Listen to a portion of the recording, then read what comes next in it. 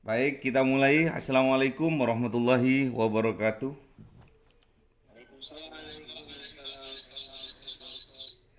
Mari kita berdoa bersama-sama. Semoga ilmu yang kita dapat hari ini dijadikan oleh Allah Subhanahu wa taala menjadi ilmu yang barokah, yang manfaat bagi agama, dunia sampai akhirat. Raditu billahi rabbah wa bil islami dinah wa bi Muhammadin nabiyya wa rasulah. Rabbi zidni ilma warzuqni fahma. Baik, bismillahirrahmanirrahim. Untuk kelompok satu atau tiga yang mau maju duluan? Tiga. Dipersilakan kelompok tiga untuk mempersiapkan slide-nya.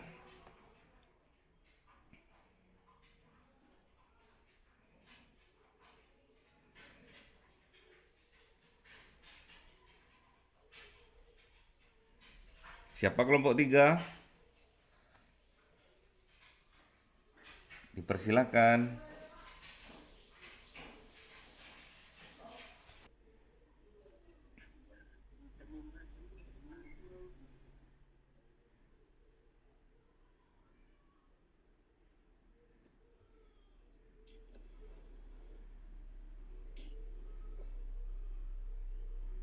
Pakai HP atau pakai laptop ini?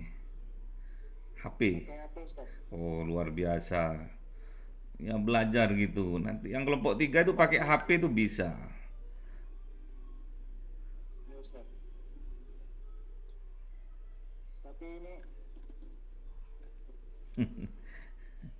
Pelan-pelan aja, pelan aja. Nggih, nggak apa-apa. Pelan-pelan, pelan-pelan. Siap. Nggih, silakan, dipersilakan. Monggo, Mas. Silakan, Mas.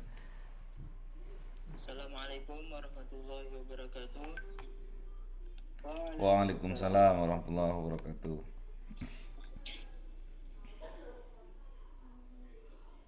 Perkenalkan, nama saya Biyadi Khair, mewakilkan dari kelompok satu. Di sini saya akan mempresentasikan hasil diskusi kelompok kami yang berjudul struktur kalimat dalam bahasa Indonesia.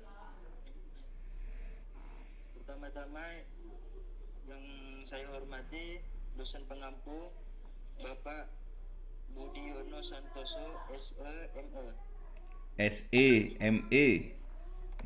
dan yang saya hormati teman-teman yang saya sayangi.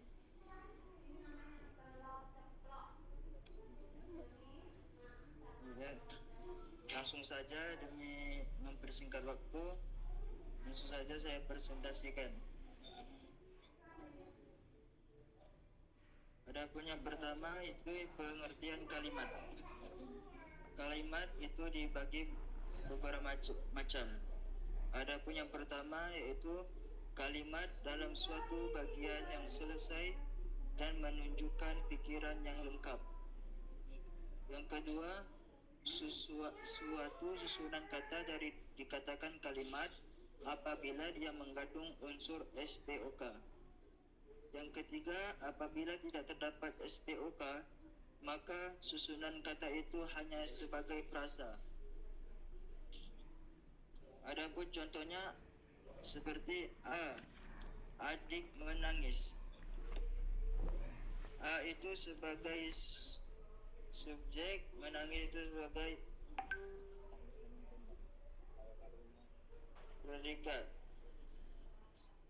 Yang B, adik saya, itu juga bisa dikatakan kalimat praksa.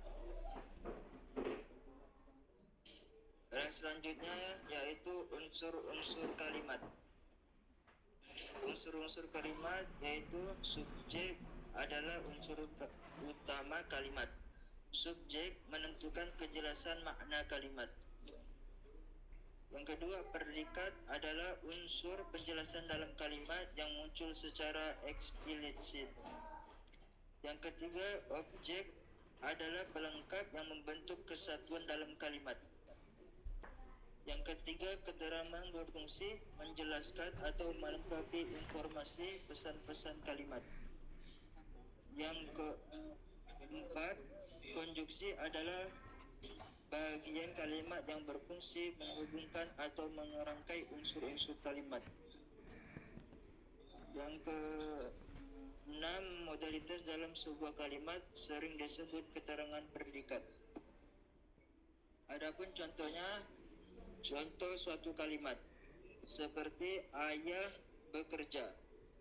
Ayah itu sebagai subjek, sedangkan bekerja itu sebagai predikat. Contoh yang SPO mahasiswa mendiskusikan anti korupsi. Mahasiswa itu sebagai subjek, mendiskusi itu sebagai predikat, anti korupsi itu sebagai objek. Contoh ketiga, ibu membawa saya oleh-oleh. Ibu itu sebagai subjek, membawa itu sebagai predikat, saya itu sebagai objek, oleh-oleh itu sebagai keterangan. Adapun jenis kalimat menurut struktur gramatikalnya. Yang pertama, kalimat tunggal. Jenis-jenis menurut kalimat gramatikal itu ada dibagi menjadi 3. Adapun yang pertama itu kalimat tunggal. Kalimat tunggal adalah kalimat yang terdiri dari atas subjek dan satu predikat, atau dapat ditambah atau diperluaskan dengan objek dan keterangan. Contohnya seperti mereka menonton sandiwara. Yang kedua, kalimat majemuk setara. Kalimat majemuk setara berupa penggabungan dua kalimat tunggal yang masing-masing mempunyai kedudukan yang sama. Contohnya, saya membaca dan mereka yang menulis. Yang ketiga, kalimat majemuk tidak secara atau bertingkat. Kalimat majemuk yang mempunyai kedudukan yang berbeda. Contoh, walaupun komputer itu dilengkapi dengan alat-alat modern, mereka masih dapat mengacau data-data komputer itu. Kalimat majemuk campuran terdiri akibat adanya penggabungan kalimat majemuk bertingkat dengan kalimat majemuk setara. Contoh, kami berhenti bekerja dan langsung pulang, atau karena hari sudah malam. Selanjutnya yaitu jenis kalimat menurut bentuk gayanya. Kalimat yang melepas, kalimat yang disusun dengan diawali unsur utama yaitu induknya kalimat dan diikuti oleh anak kalimat. Contohnya, saya akan dibelikan Vespa oleh ayah jika saya lulus ujian sarjana. Yang kedua, kalimat yang berkliksmas, yaitu jika kalimat itu disusun dengan diawali oleh anak kalimat dan diikuti oleh induk kalimat. Contohnya, karena sulit kendaraan, ia datang terlambat ke kantornya. Kalimat yang berimbang. Jika kalimat itu disusun dalam bentuk majemuk, setara atau majemuk campuran, contohnya itu seperti jika stabilitas nasional mantap, masyarakat dapat dikerjakan dengan tenang dan dapat beribadah dengan leluasanya. Kalimat efektif adalah kalimat yang dapat menimbulkan kembali gagasan pada pemikiran dengan atau pembaca seperti yang ada di dalam pemikiran pembaca atau penulis. Yang kedua, ciri-ciri kalimat efektif. Kewaspadaan struktur, keparalelan bentuk, ketegasan makna, kehematan kata, kecermatan penalaran, kepanduan gagasan, kelogisan bahasa. Kalimat langsung dan kalimat tidak langsung. Kalimat langsung biasanya digunakan untuk menulis dialog percakapan dalam sebuah seperti novel, cerpen, naskah, dan lain-lain, menggunakan tanda petik setara tanda koma di antara petik dan garis miring. Contohnya, seperti saya bertanya pada adik, "Engkau sudah lapar?" Tanda tanya. Kalau kalimat tak langsung, contohnya seperti adik menjawab bahwa ia belum lapar. Kalimat aktif dan pasif. Kalimat aktif transitif, contohnya adik membaca buku itu. Adik sebagai subjek, membaca sebagai predikat, buku itu sebagai objek. Kalimat aktif intransitif, contohnya ayah datang. Ayah itu sebagai subjek, datang itu sebagai predikat. Kalimat pasif, kalimat yang pada predikatnya menggunakan awalan di. Contohnya buku itu dibaca adik.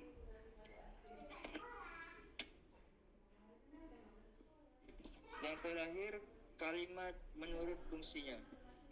Jadi kalimat pertanyaan dipakai jika penuturingan menyatakan sesuatu dengan pada waktu ia menyampaikan informasi kepada lawan perbahasannya. Contoh, Presiden Gus Dur mengadakan kunjungan ke luar negeri. Kalimat pertanyaan dipakai jika penutur ingin memperoleh informasi atau reaksi yang diharapkan. Contoh, kapan saudara berangkat ke Singapura? Kalimat perintah dan permintaan dipakai penutur ia menyuruh atau melarang seorang berbuat sesuatu. Contoh, tolong buatkan dahulu rencana pembiayaannya. Kalimat seruan dipakai jika penutur ingin mengungkap perasaan yang kuat atau yang mendadak. Contohnya, bukan main cantiknya. Sekian, terima kasih. Jika ada pertanyaan boleh dipertanyakan. Nanti yang ingin bertanya perkenalkan nama dan dari kelompok mana. Luar biasa. Terima kasih untuk kelompok 1. Untuk teman-teman yang lain, Mahaputra dan Mahaputri, gak usah di ini ya, gak usah ini, apa itu, gak usah ditutup anunya, slide-nya tadi. Tampilkan lagi jenis-jenis kalimat tadi. Oh iya Ustaz. Bagi yang lain, boleh untuk menyempurnakan presentasi dari kelompok 1. Dipersilakan untuk yang lain memberikan tanggapan atau pertanyaan. Jenis-jenis mana tadi jenis-jenis? Oke, ya. Jenis-jenis kalimat G. Dipersilakan bagi yang lain yang mau bertanya dulu. Ini Ustadz melihat tulisannya dari kelompok 1, terus kemarin juga dari kelompok 2, sebatas mana kepemahaman terhadap bahasa Indonesia, baik lisan maupun tulisannya. Walaupun kita sudah familiar dengan bahasa kita, yaitu bahasa Indonesia, bahasa persatuan, dan juga termasuk dalam Sumpah Pemuda. Ya.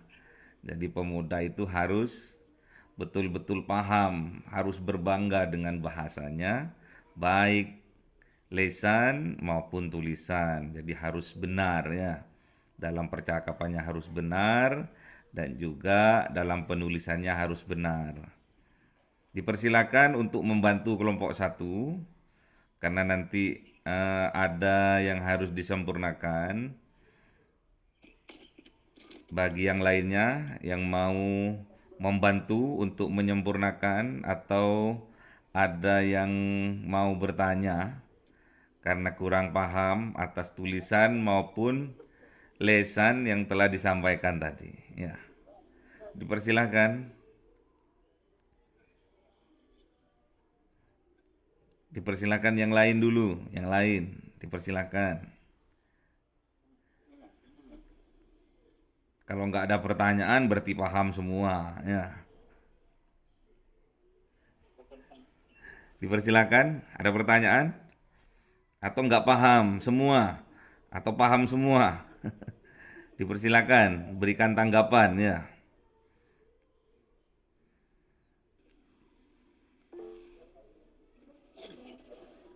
Monggo. Oh, Mas Eko, dipersilakan. Kelompok 1 dipersiapkan tulisannya. Waalaikumsalam warahmatullahi wabarakatuh. Ditulis kelompok 1. Dipersilakan.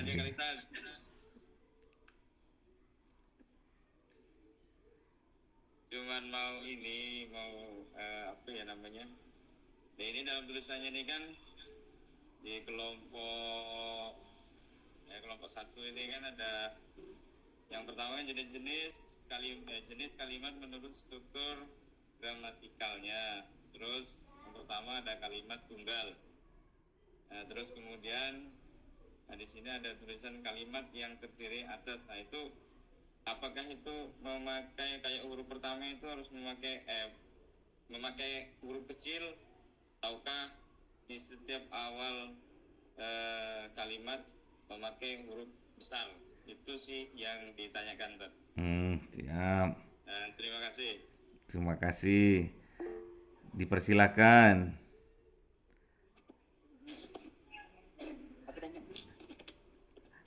Ayo, kelompok 1. Boleh semua, harus aktif. Terdiri dari 5 anak tadi ya. Dipersilakan untuk menanggapi.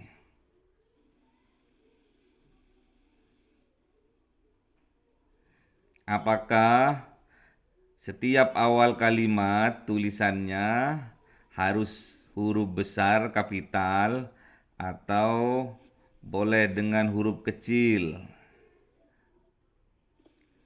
Ya, Tad. Di slide yang pertama tadi. Di slide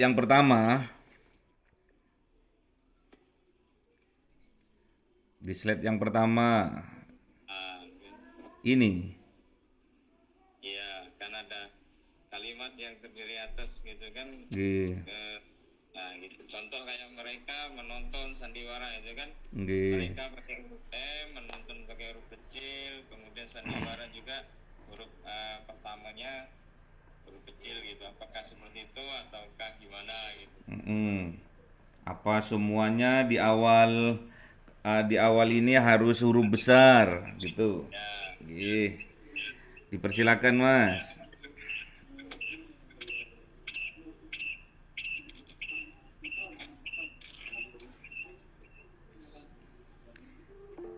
Dijawab aja.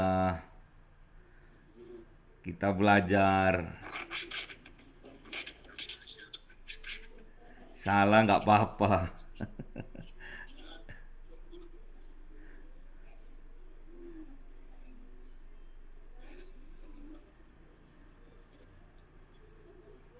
Kelompok 1 dijawab.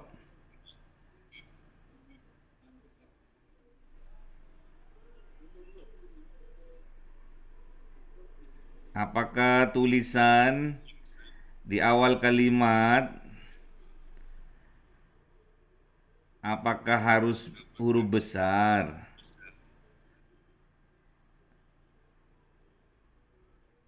Ayo dijawab.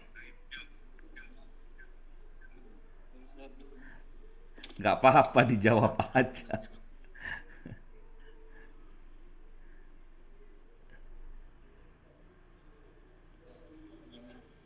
Jadi pertanyaannya, apakah setiap awal kalimat harus menggunakan huruf kapital ya?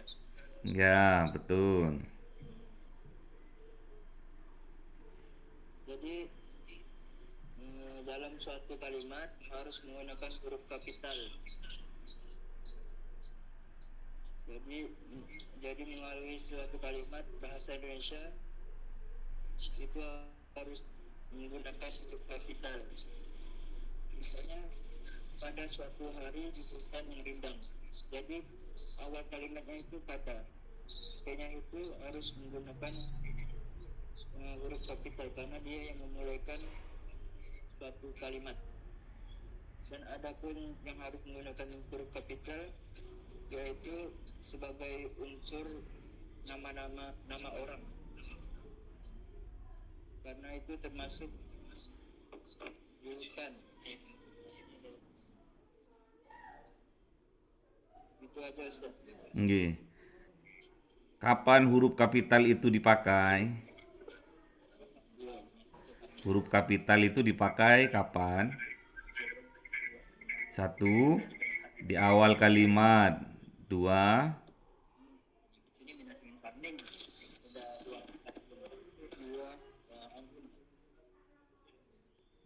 Pada saat apa?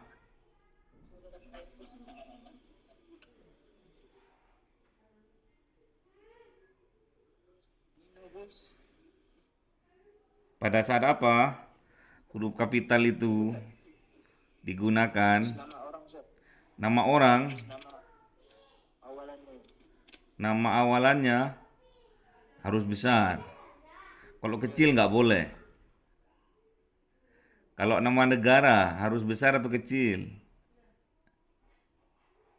Besar Ustaz. Awalan. Awalnya harus besar. Kalau judul harus besar atau kecil? Besar juga. Kalau judul, kapan? Huruf besarnya di mana? Di awal kalimat. Di awal kalimat saja kalau judul. Sama setiap paragraf Ustaz. Setiap paragraf. Setiap kata atau setiap paragraf? Setiap kata Ustaz. Setiap kata kalau judul tuh ya. Nggak apa-apa, biar sampean semua tahu sebatas mana kepemahamannya tentang berbahasa Indonesia.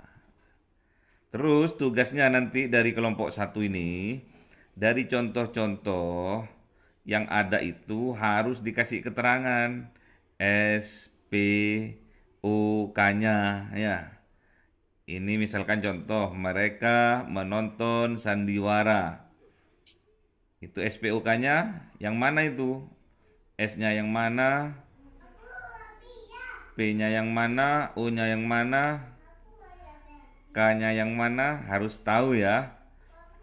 Nanti diketik ulang setiap contoh harus dikasih keterangan di bawahnya ya. SPOK.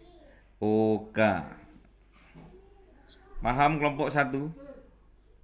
Paham Ustaz. Ya, jadi nanti biar agar paham betul-betul nggak apa-apa. Kita memang mengawali dari dasar.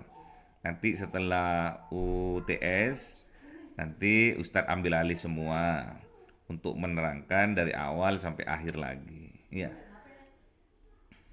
Terus saya membaca dan mereka menulis. Nanti keterangannya ditulis di bawahnya ya. Kelompok 1 paham? Paham Ustaz. Oke. Yang lain ada pertanyaan?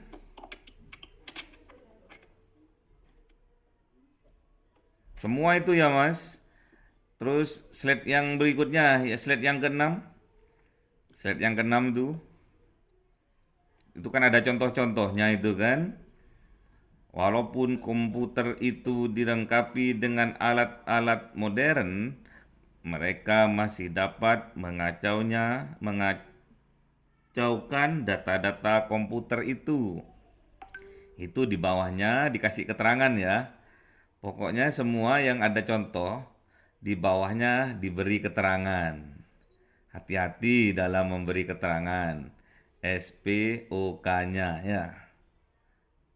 Terus lagi yang ke-7, slide yang ke-7. Ah, slide yang ketujuh ada contohnya juga.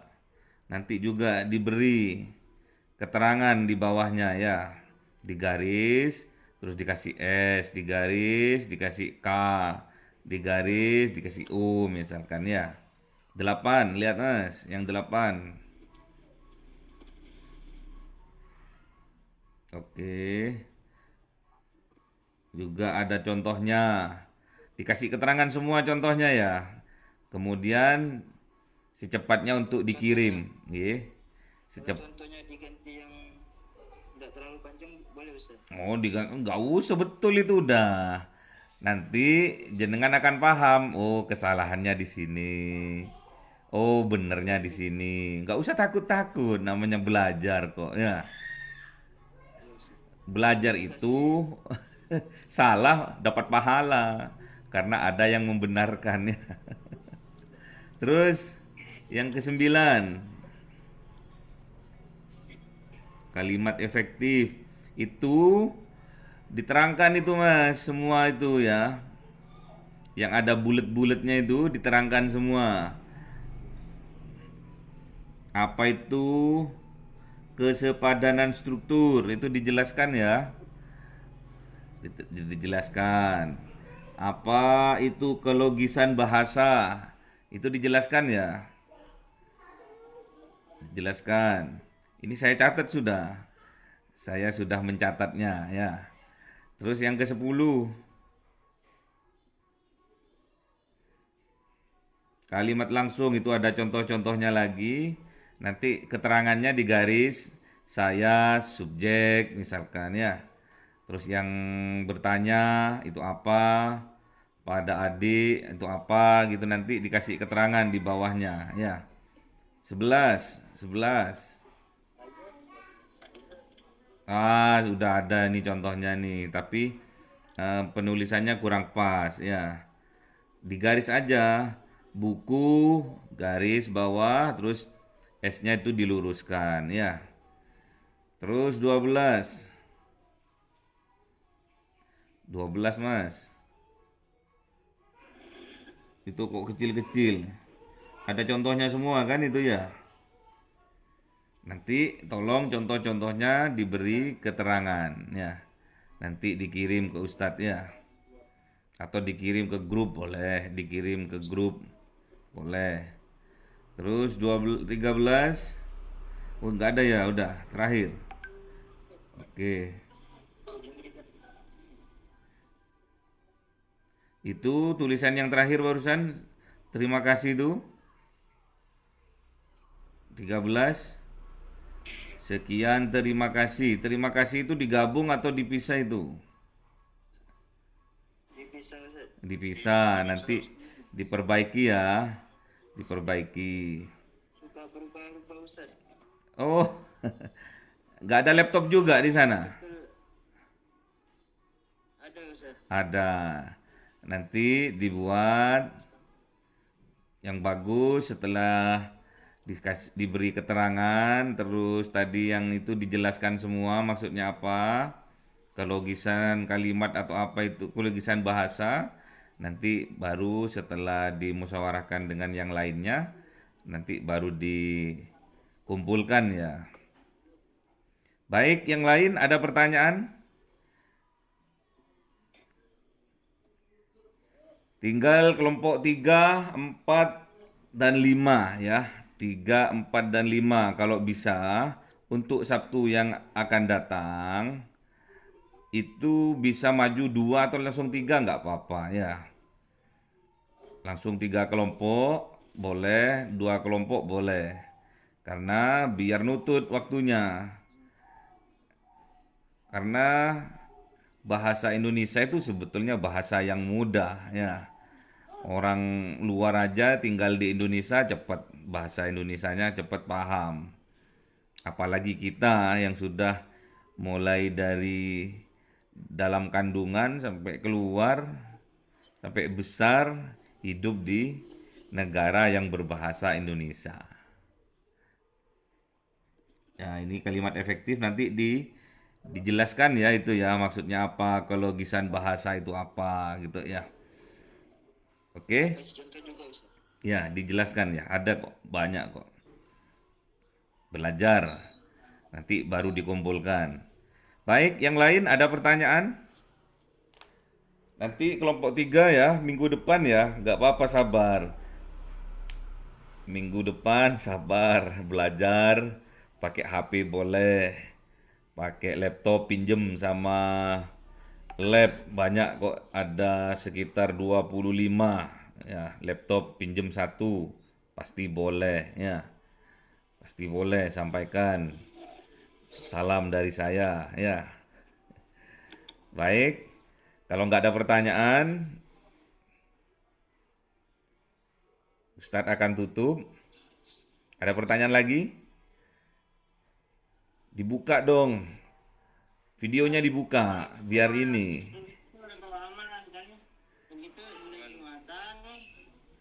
Videonya dibuka, videonya itu. Katanya mau silaturahmi. Ya. Silaturahmi tapi nggak di. Lah, ganteng-ganteng gitu loh. Pede gitu loh.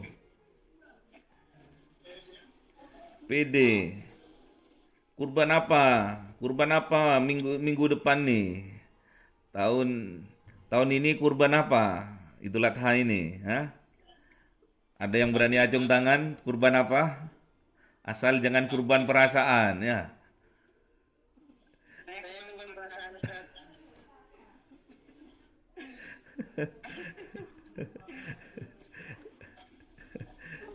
Ya kurban ya minimal kambing ya. Kambing sekarang harganya 1,5 juta sampai 3,5 juta. Itu sudah standar ya. Sapi mulai dari harga 15 juta, 21 juta, bahkan sampai ratusan kayak punyanya Pak Presiden ya.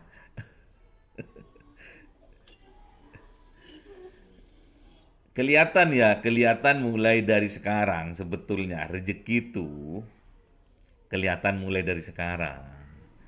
Kalau Anda berani, Anda keyakinannya luar biasa untuk berkurban, itu rezekinya itu tahun berikutnya itu akan berlimpah ya, akan dilipat gandakan, dan itu pun bukan omong kosong ya. Kita cuma apal dalil tok, tapi prakteknya nggak pernah dipraktekkan. Hati sih soheh ya, tapi nggak pernah dipraktekkan. Itu omdong ya. Dipraktekkan ya. Katanya iman. Ya minimal sapi satu untuk 7 orang urunan ya. Gak usah yang besar-besar, sapinya yang harga 15 juta dibagi 7 orang ya cuma 2 jutaan ya. Kan kami belum ini Ustadz, belum bekerja ya. Niat aja dulu ya. Niat saja dulu. Jangan korban perasaan ya. Jangan sampai kita itu menjadi penerima daging kurban. Kalau bisa kita itu sebagai pemberi ya, pelaksana atau yang mengorbankan hewan ternak, maksudnya hewan kurban ya. Jangan mengorbankan perasaannya. Baik, kalau nggak ada pertanyaan, kita tutup dengan kafaratul majelis. Semoga ilmu kita barokah, manfaat bagi agama kita dari dunia ini sampai besok di yaumil qiyamah. Subhanakallahumma wa bihamdika asyhadu an la ilaha illa anta astaghfiruka wa atubu ilaik. Assalamualaikum warahmatullahi wabarakatuh. Sukses, sukses, sukses.